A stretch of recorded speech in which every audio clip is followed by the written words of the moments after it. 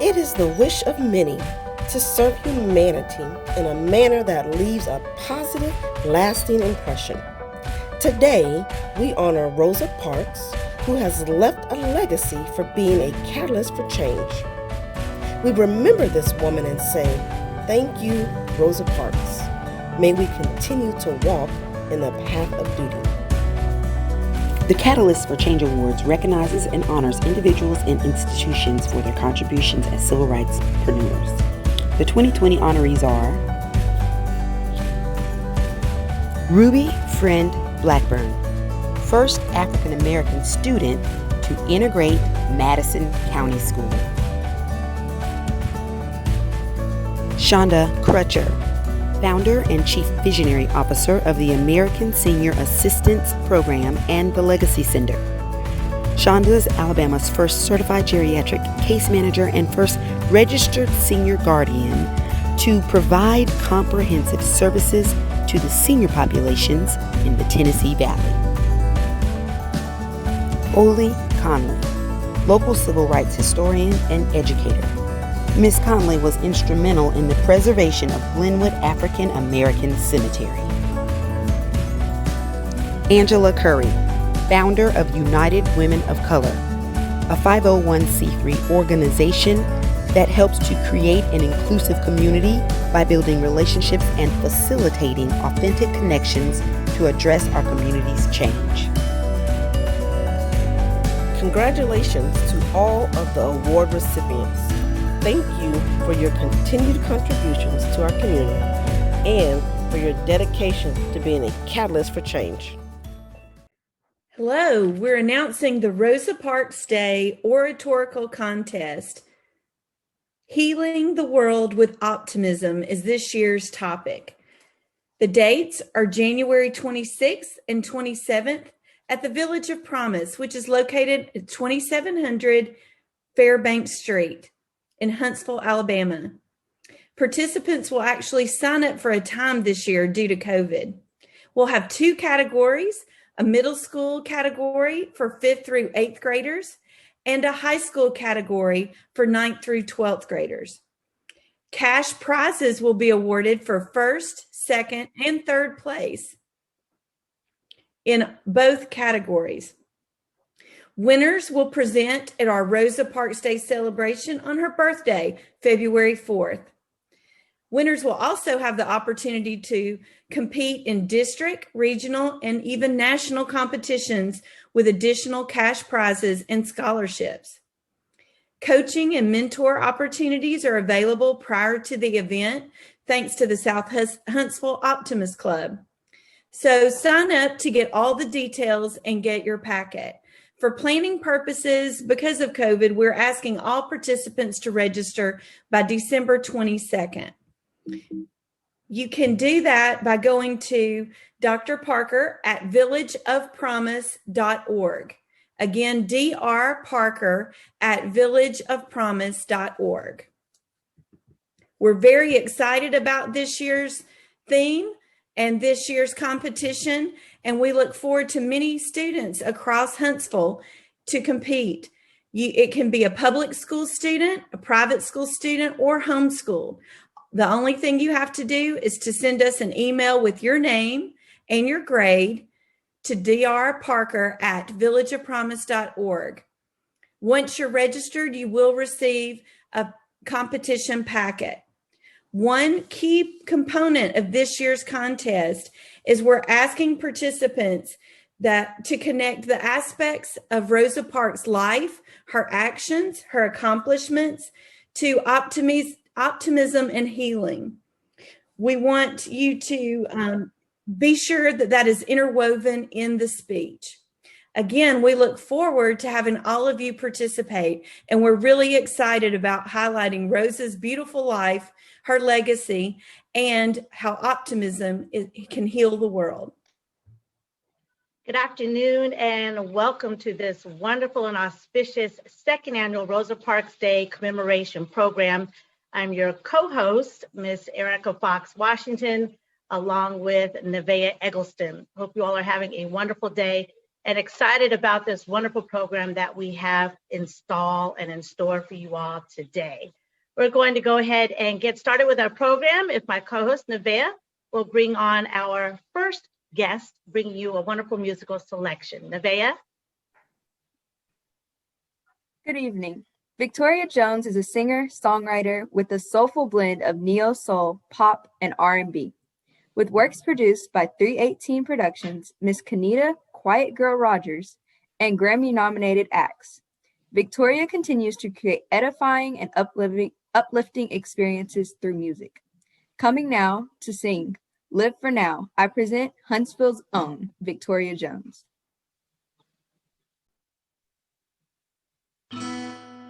I'm tired of sitting here behind the window pane of my fears, watching life just pass me by.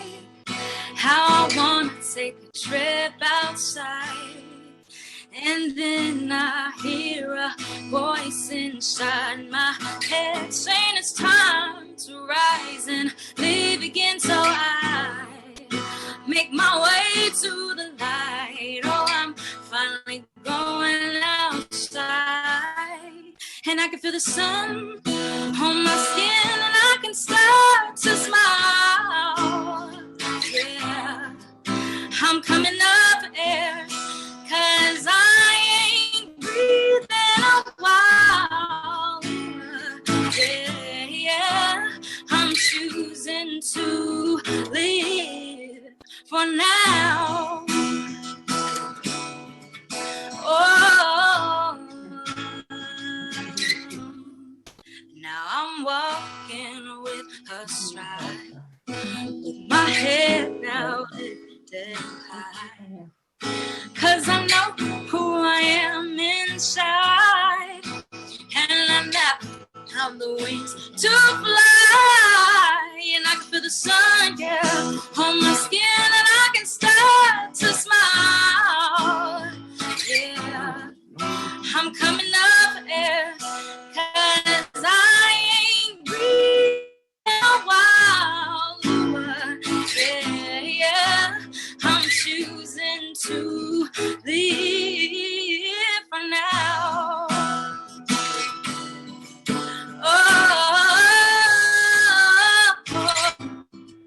Why worry about tomorrow when tomorrow has worries of its own? Why worry about the past when today is a gift you can call your own? When you can feel the sun on your skin, you can start to smile. Yeah, come up air if you ain't breathing a while. Yeah, yeah, just choose to live for now. Oh, for now.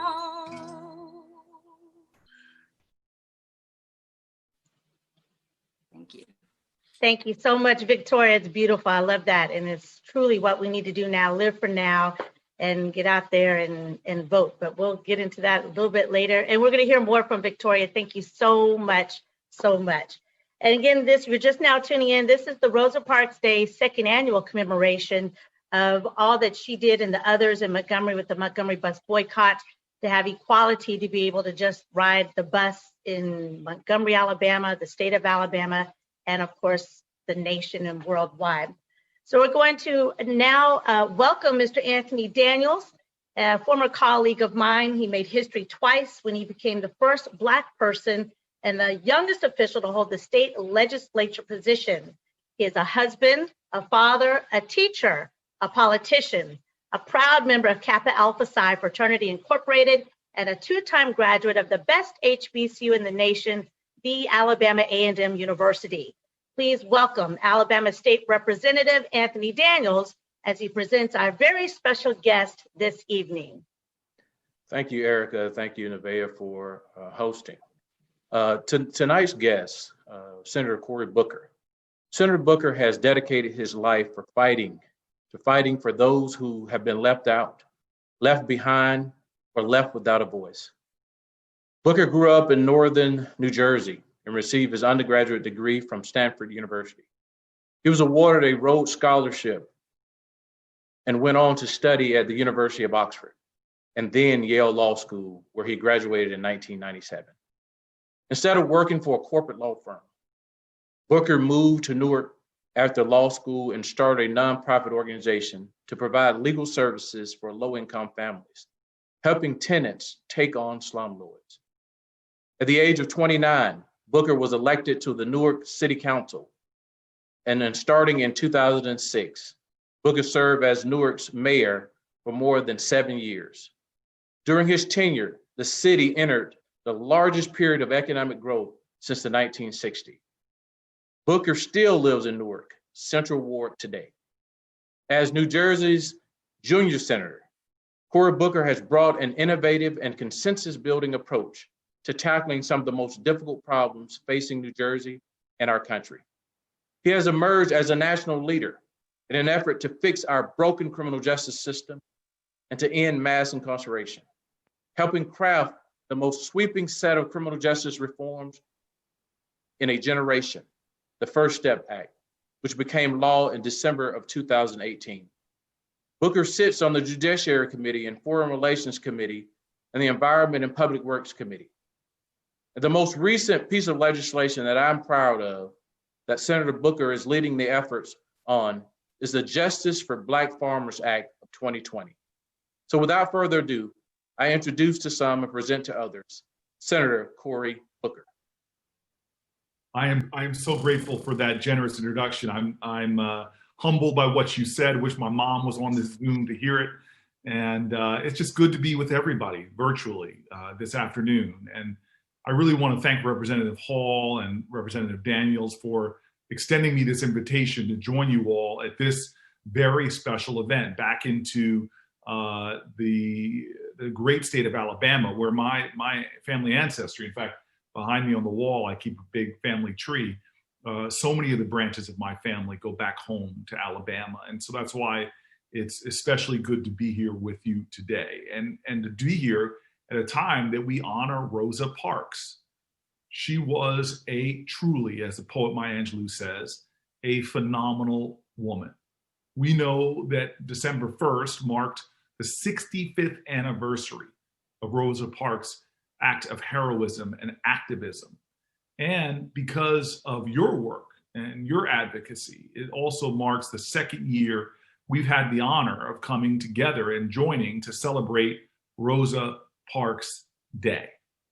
Today, we celebrate and honor one of the titans of the full pantheon of the civil rights movement.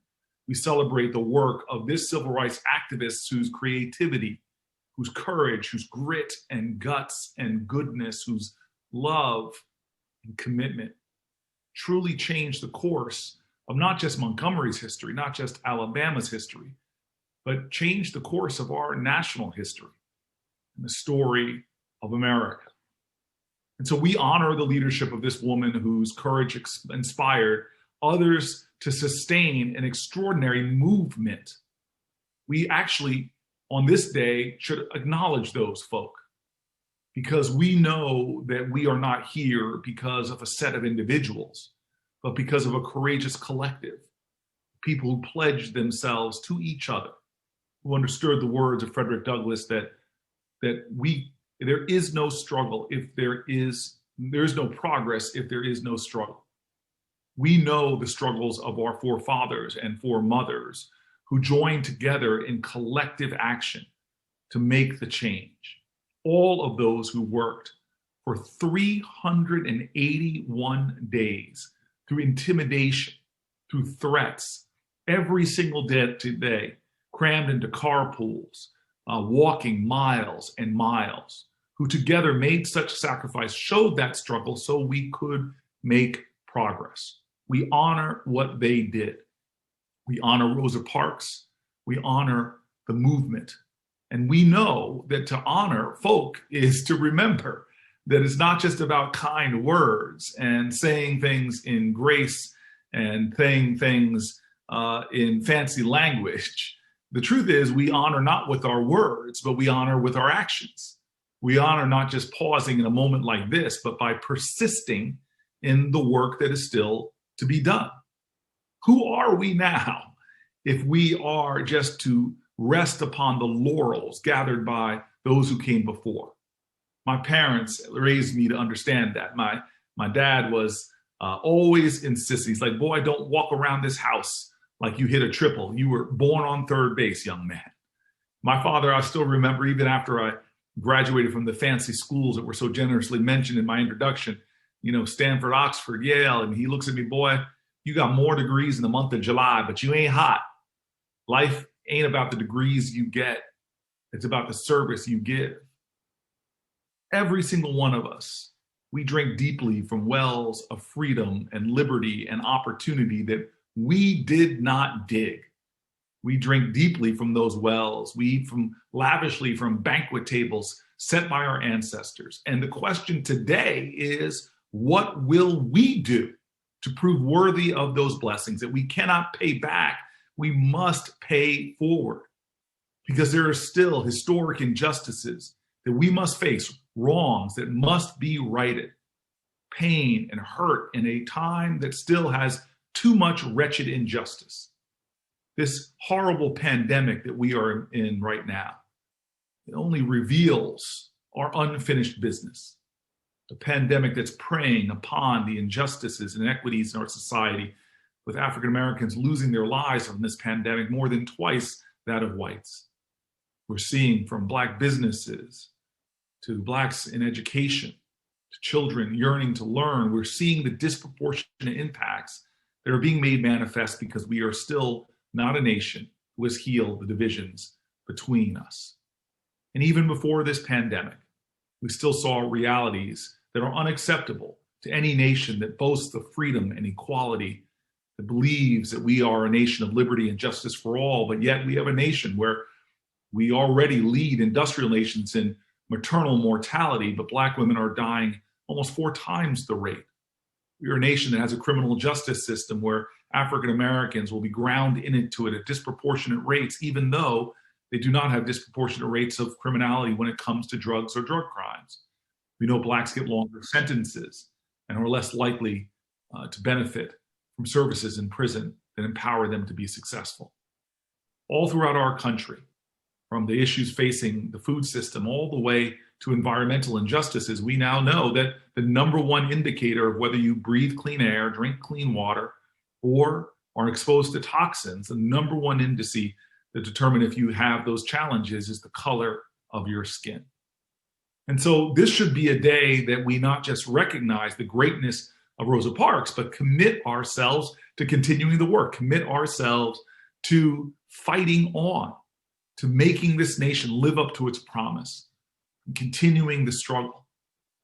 Now, I want to end with this understanding. As was said in my introduction, my generous introduction, I still live here in the Central Ward of Newark, and I'm proud of my community. We don't mistake wealth with worth here.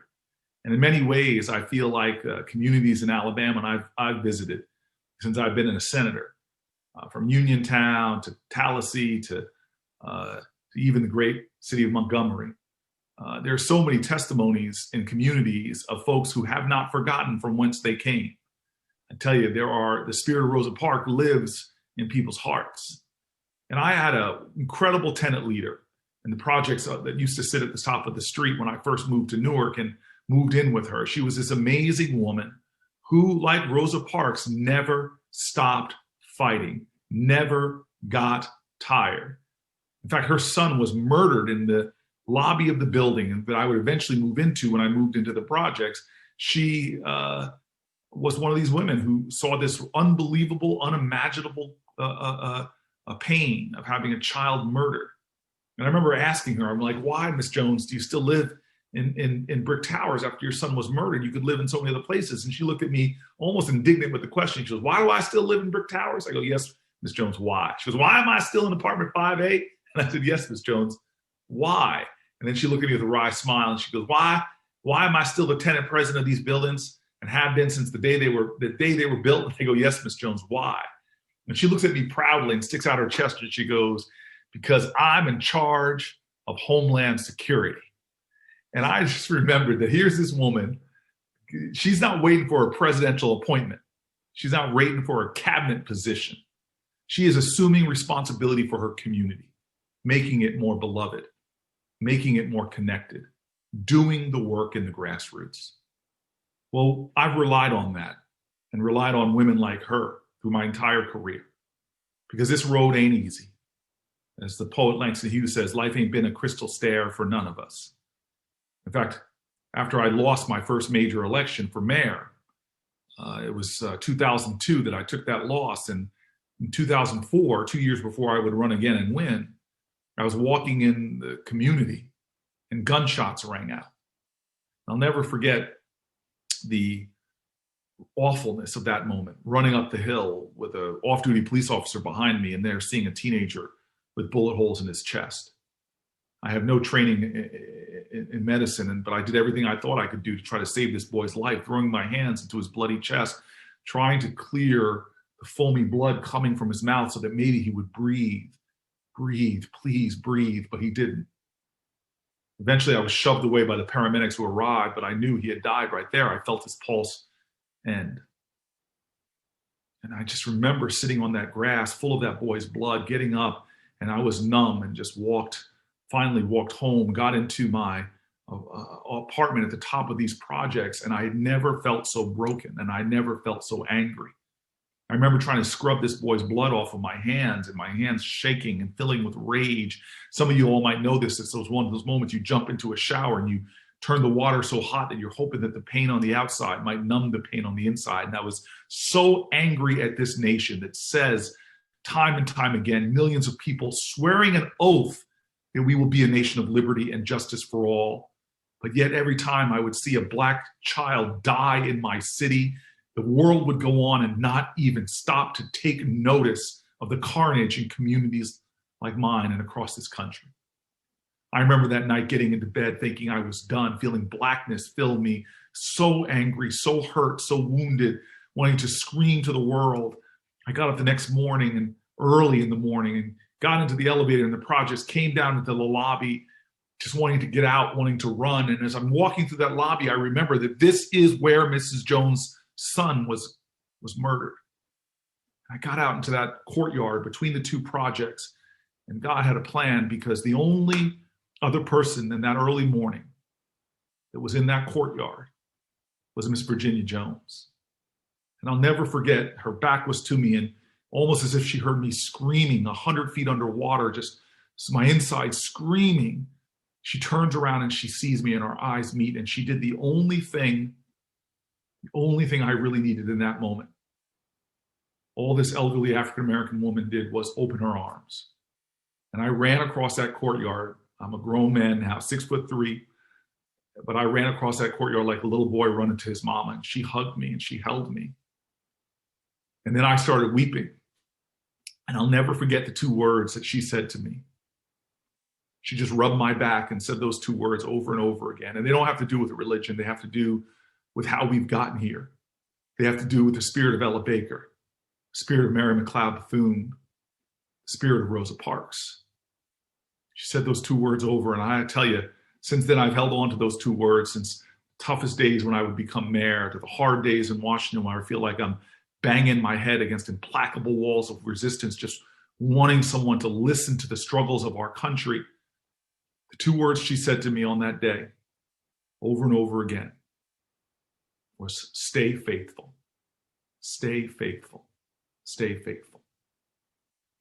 May we, people united in love, united in a commitment to justice, united to the ideals most precious in our nation that are still not real for too many children, too many elders, too many people. May we stay faithful in the fight.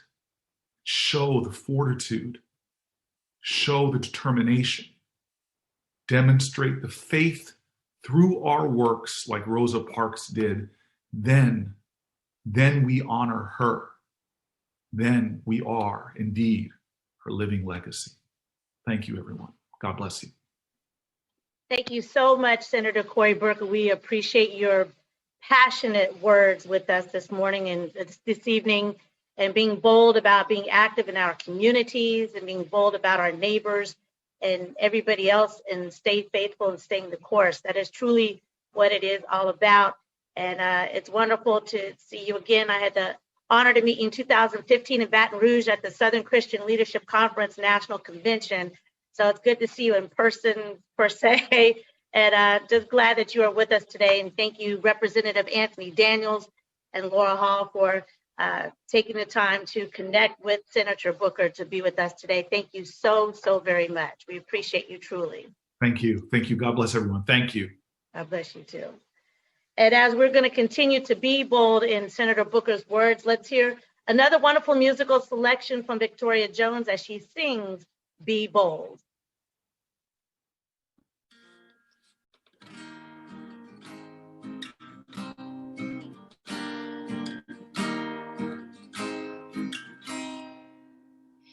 Inside there lies a voice of reason, a voice of hope, a voice of truth, a voice of love. Also inside there's a soul that's afraid to speak up and be bold. Be bold.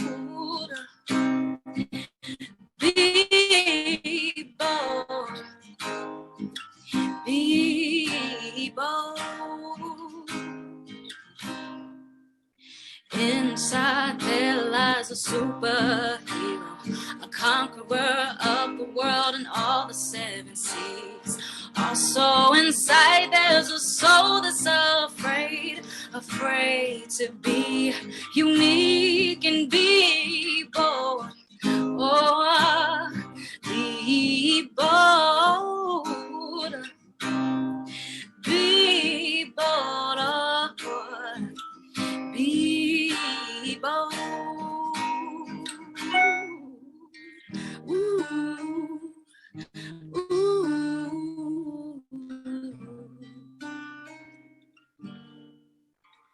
ooh, ooh. You ain't gotta raise your voice, just stand above the noise. No, you don't have to draw a crowd, just live your life out loud. No, you ain't gotta raise your voice, just stand above the noise. No, you don't have to do things perfectly, just be the change that you would want to see, and be bold, hey. Be bold, yeah.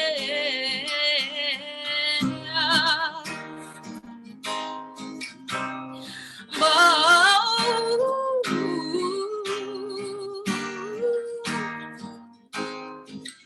Be bold.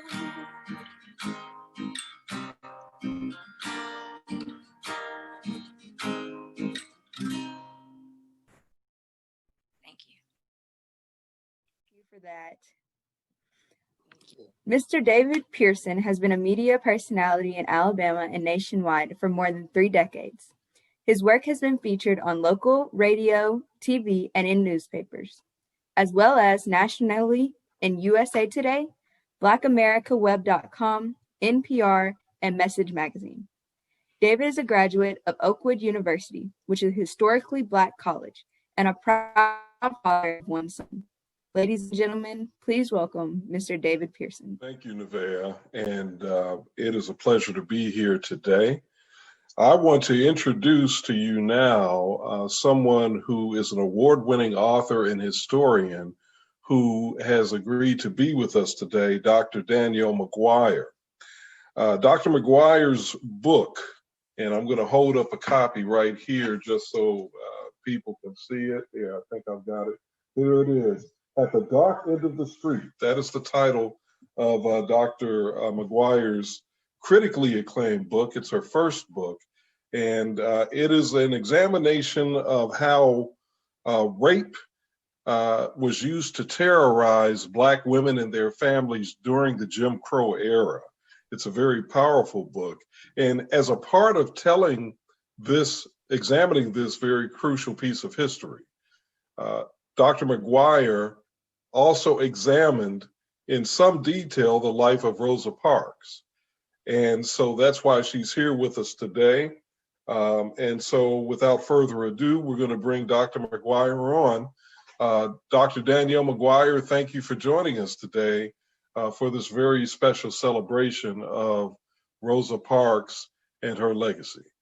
You're welcome. It's great to be here. And I'm really thrilled to be talking about her legacy, what we can learn from her. I think there's so much. And it was wonderful to hear Senator Booker talk about the way that she inspired him and the work that he's done and that we can all do to keep, stay faithful. I like that. Awesome. So great to be here. Very good. So let's just start, first of all, by talking a little bit about the book so that we can lay a foundation for the rest of our conversation at the dark end of the street. Tell us about the book. Summarize it in your words. So the book is really about how African-American women were part of a movement from the beginning of time in the United States to reclaim their bodily autonomy, to reclaim their right to move through the world without being molested. And that singular desire, in many ways, was the catalyst for freedom movements from emancipation through the present.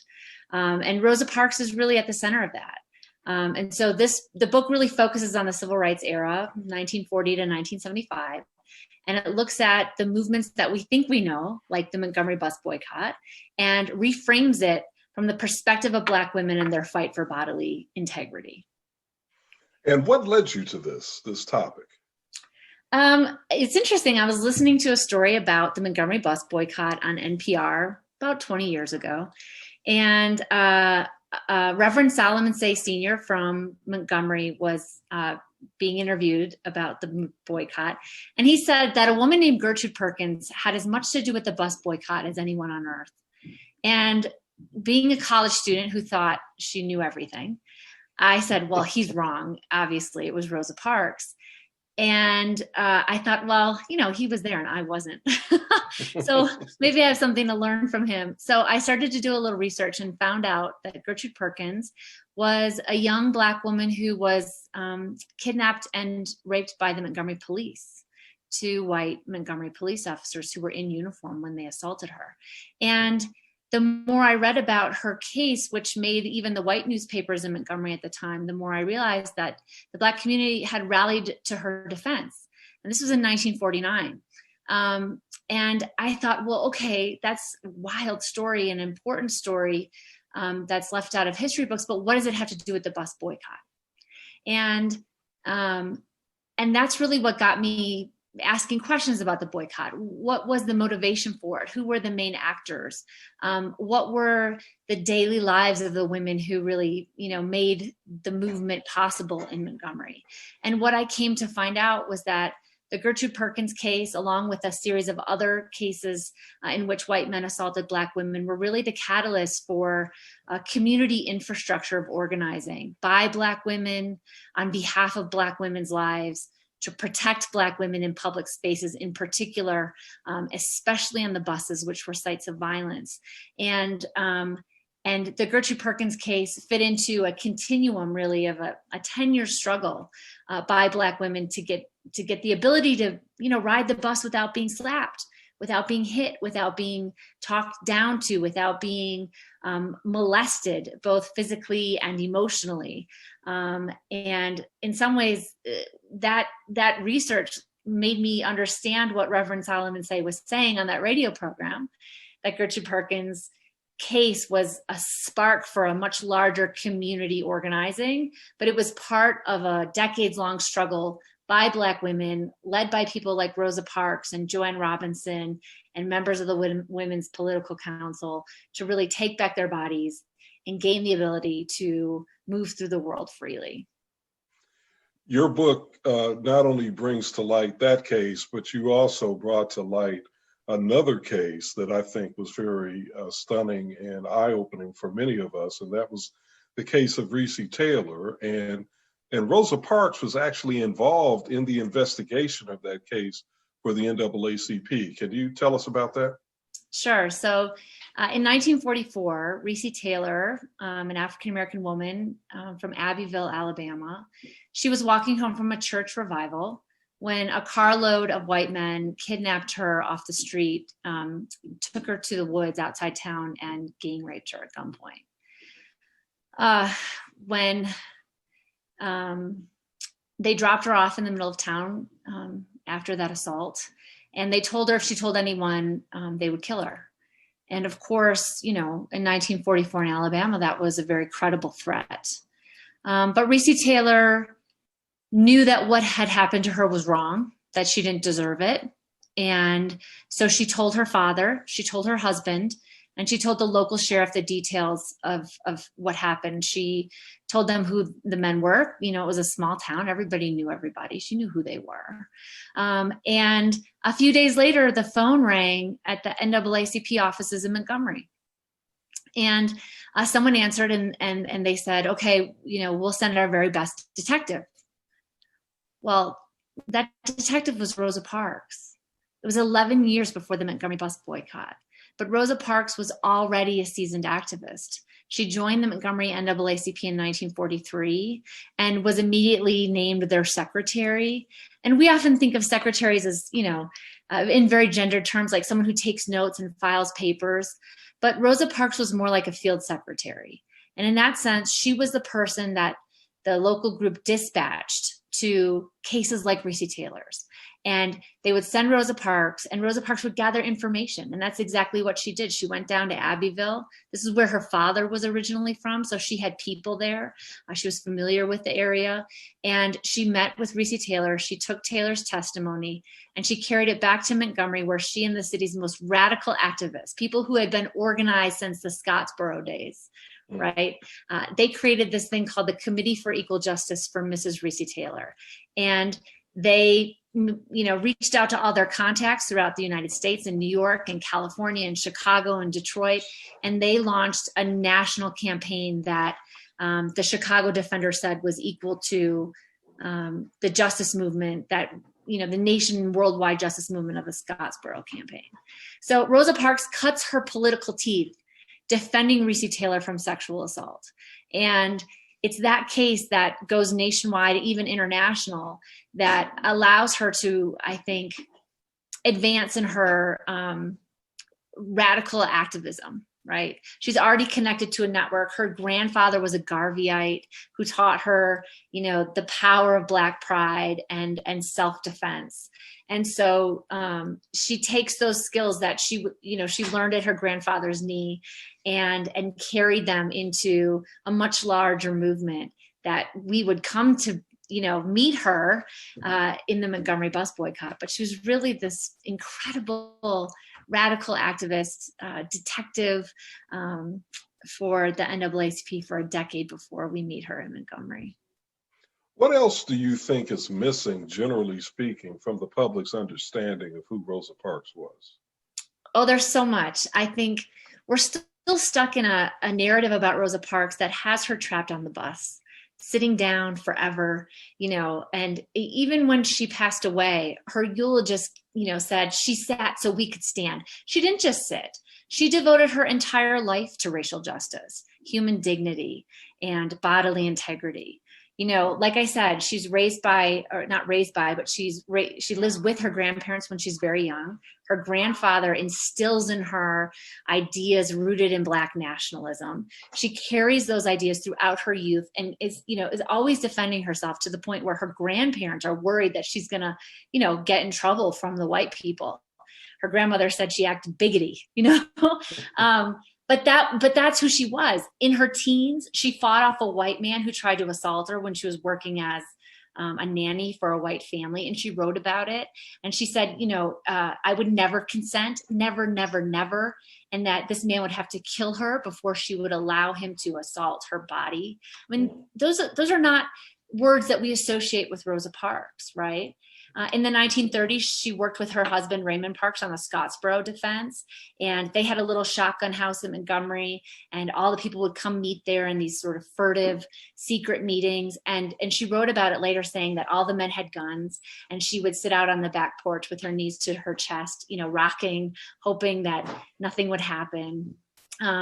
She, aside from the bus boycott, we know about her arrest on December 1st, but we forget that throughout that year, she went on a speaking tour for the NAACP and for the bus boycott, helping to raise money that she brought back to the community, right? We don't think about her as a national speaker, but that's what she did. In 1957, she was so threatened and harassed by white people in the community that she was forced to leave Montgomery, and she moved to Detroit to live near her brother Sylvester. And everybody thought that Detroit would be this kind of promised land where freedom was more free. But when she got there, she realized in many ways it was just as segregated, just as unequal as Alabama. And so for a good 7 years, she struggled to get a job, to feed herself, to be healthy and happy. But during that time, she was always involved in activism in Detroit. She worked with youth organizations. She worked with Black labor organizations. She started to get involved with Black power groups. She went to hear Malcolm X speak in 1963 in Detroit, the message to the grassroots, and was inspired by that, probably reminded her of her grandfather. She joined John Conyers' campaign in 1964, and then he hired her, and she worked with him for the rest of her life, really. That was her first paid political position. I mean, imagine that, right? She helped, in fact, get an endorsement from Dr. King to John Conyers. The only endorsement Dr. King ever made was because Rosa Parks asked him to. When she was in Detroit, she worked nonstop on issues of housing discrimination, equal access to jobs. She worked on issues of police brutality and was active, in the Algiers motel murders in 1967 during the 1967 uprising. Wow. So, I mean, she worked on anti-apartheid campaigns. I mean, this is a woman who, we're taught, did one thing, and that was sit down, right? And stay seated. And somehow we're expected to believe that that's what changed the world. But what she really did was devote her entire life to being part of a community of activists who worked every day in small ways, mostly, and in some large ways to, actively change the community that they lived in. And she wasn't loud about it. She wasn't a traditional leader, right? But she was actively engaged. And that's what I wish people would understand about Rosa Parks, is that it wasn't a one-time thing. And that singular act wasn't the thing that changed the world. It was her tireless devotion to the cause of justice and to bettering the people around her and teaching young people how to be active in their communities and how to believe in themselves and their ability to be change makers. That is so inspiring about Rosa Parks and so radical. And that's what I think, we need to take with us today. I have to wonder, listening to you describe the length and breadth of her contribution to civil rights, how was she able to penetrate the patriarchy of her time and become this significant player? That's a great question. And I'm not sure the women, quote unquote, penetrated the patriarchy. I think that they worked in a system that they understood very well. I remember one time, I think it was the 55th anniversary of the bus boycott in Montgomery. I was talking with Juanita Abernathy, the wife of Reverend Abernathy. And I asked her, what was it like, you're doing all the work for the bus boycott, but seeing all the men take the credit for it. And she said, everybody knew who ran the show. Everybody knew who got the work done. She said, and so we didn't need the public praise. She said, besides, in those days, she said, Black men were never recognized as men in the larger public, right? They weren't given the title of leader. They weren't treated as community spokespersons by the larger white community. So she said it was actually like empowering and nice to see our men recognized as leaders in that way. She said, so they knew who was doing the work. They knew who was really in charge or who was the power behind the throne. She said, but we also recognize the importance of them having the spotlight and them being seen as important and as leaders in their own right, as they were in their community. So Rosa Parks was really, I think, all of the women who were involved in the bus boycott were very cognizant, I think, of the gender politics of the time. They didn't so much disrupt it as navigated within it and used their power to make the change that they wanted to make. I mean, I remember one particular part of the bus boycott where Joanne Robinson, the head of the Women's Political Council, she was so forceful in making the boycott possible, really probably the leader of the Montgomery bus boycott and all of its, moving parts. When Rosa Parks was arrested, Joanne Robinson would normally, in these situations, they'd probably go to Edie Nixon and say, Edie Nixon, what do you think we should do? Is this the right person? Remember, there was Claudette Colvin who was arrested before Rosa Parks and Mary Louise Smith. And Edie Nixon and some of the, more male leadership of the community didn't think they were the right women, girls, to be plaintiffs, right? They were always sort of managing the white gaze, right? How would the larger white community see these plaintiffs? And would they be the kinds of women who could win a legal case, both in the courts and in kind of the court of public opinion? So, in previous cases, Edie Nixon said no to Claudette Colvin. He said no to Mary Louise Smith. And Joanne Robinson was so fed up with Edie Nixon saying no, that when Rosa Parks was arrested, she went to him and said, we're doing it. We're doing the boycott. She wrote out the call for people to boycott the buses for a single day. The next day, she's the one who printed out the 40,000 copies and her army of women distributed them. So, in that case, like Joanne Robinson didn't wait for Edie Nixon's permission. In that case, she said, this is it. This is the one. We're doing it, whether you say so or not. So this committee was formed by State Representative Laura Hall, specifically to not just to celebrate the legacy of Rosa Parks, Dr. McGuire, but to actually move our state into a position where hopefully her birthday will become a state holiday. And then State Representative Hall also has the ambition that perhaps even beyond a state holiday, eventually we might be able to get Rosa Parks' birthday to be a federal holiday. What are your thoughts about that? I think that would be fantastic. I think it would be a great way to continue to teach about Rosa Parks and teach a much fuller, more honest, real history of who she was, so that people can celebrate the real Rosa Parks and not this mythological Rosa Parks who tiptoed into history. So for those who support that, and I knew you would support it. I was asking that. I was thinking, man, that's almost a rhetorical question. I know where Dr. McGuire is on that. So for those like you and the rest of us who support this, what would you suggest as we continue to move forward and develop this plan and strategy? What do you suggest to us? Well, I suggest you read the history of the legislation created to honor Dr. Martin Luther King. Today, a lot of, everybody loves Dr. King. But when he was alive, the majority of people in the United States despised him, thought he was a communist, thought he was a traitor. It's why he was assassinated.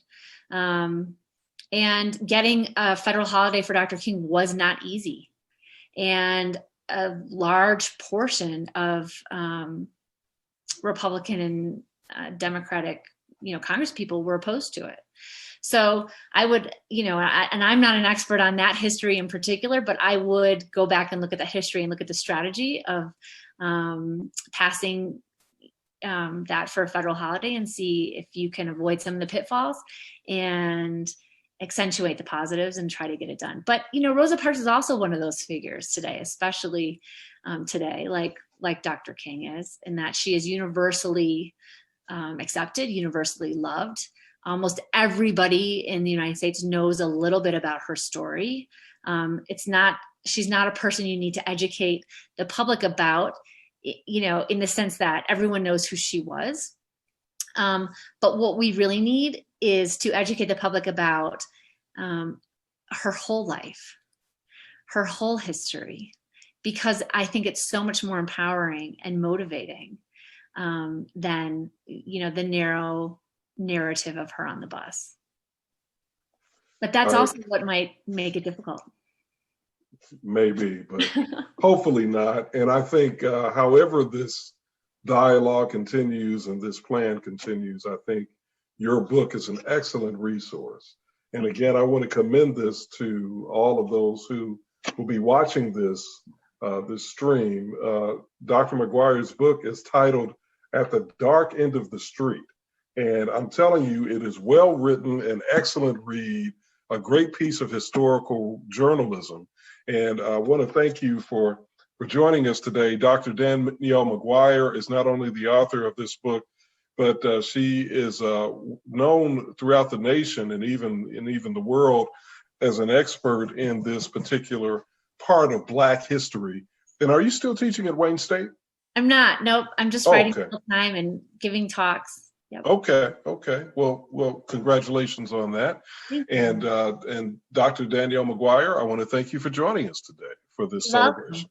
Thrilled to be here. Thank you so much. All right, Erica, it is now back to you. Yes, we do need to teach people about Rosa Parks, because I learned some things myself this evening. I think the most poignant part that you mentioned is that we have her stuck on the bus. That's paramount right there. So obviously we have some homework that we need to do individually to get her off the bus. We need to teach each other and learn about how she even got on the bus and then what happened afterward.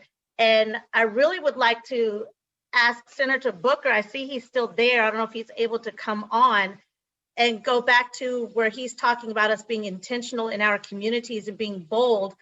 How can we do that at the same time with getting Rosa off the bus? I have to say, this is one of those perplexing moments in history. And forgive me for not having my video on, but it's one of the more perplexing moments in history where someone who was such a giant in the civil rights movement has been reduced to one interaction. She's not even seen, I think, by the larger consciousness of our country in terms of being a leader within the boycott itself. And I think what you all are doing here is beginning to elevate that voice and educate people. But I really think we have to do a lot more. And I offer myself up in any way to strategize with, in a time of social media, in a time where we can get things to go viral, perhaps we should think creatively about how to better tell her story and break through what I think is a very gendered reduction of a leader. I really don't think this would have happened to a man, where we know so little of her advice. And I have had the blessing that my family got to know her over the years. And I used to love listening to my grandparents' stories, my grandparents from Detroit themselves, listening to their stories of what kind of person she was, how fierce she was, how strong she was, how much of an uncompromised leader she was. So I would love to think creatively about how we begin to tell her story in a way that breaks through the sexism and racism that has so reduced her to one moment in time. Most definitely. Thank you so much. I appreciate that. But thank you, Senator Booker and Dr. McGuire. wonderful conversation here. I love this. We're just having a wonderful conversation with all of our viewers. We appreciate them tuning in as well. And I'm going to turn it over to Nevaeh to give some final remarks. Wonderful co-host this afternoon. Thank you all so much for tuning in. And we'll hear from State Representative Laura Hall and Anthony Daniels. Thank you all. Thank you. Thank you. Thank you, everyone. Amazing job. Thank you, Senator Booker, for inspiring young African Americans such as myself. And to Dr. McGuire, thank you for your book. And I hope that everyone gets it. I will get you getting a copy for Christmas. Also, thank you to the Rosa Day Parks Committee for this event. And now to Representative Laura Hall and Anthony Daniels. Thank you, Nevaeh. Thank you, Erica. Thank you, Senator Booker. Thank you, Dr. McGuire. Thank you, David Persons, and certainly my teammate and partner when we're trying to do what we think are things that will make a difference. Representative Anthony Daniels. Want to thank everyone that have taken this time out to be with us. And I understand we had a little audio problem early on, but I do hope that you have enjoyed the program today and look forward to other activities that we will be doing. I do like the segue, Erica, that you used to get Senator Booker to respond to how we can make a difference as it relates to enlightening others about the life of Rosa Parks. So I am honored to be a part of this, and to the committee that made all of this possible. You know, Representative Daniels and I get to be the ones to bring the idea, but to make it possible, it has to be a committee, a team that is willing to support you and do the work. So thank you to each team member. Representative Daniels, thank you for always being supportive as well.